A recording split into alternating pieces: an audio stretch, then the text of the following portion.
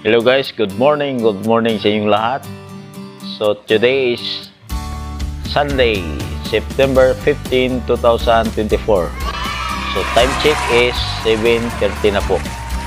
So ngayon ay maulan dito sa Tricia, no? At talagang tinatamad tayo lumabas sa bahay. Pero ay kailangan po nating lumabas dahil mayroon tayong ginagampanan. Lalo na ngayon ay maintenance natin sa ating trabaho. Then after nyan ay magsasadline po tayo. At nakita nyo ay nakagrab po tayo, no?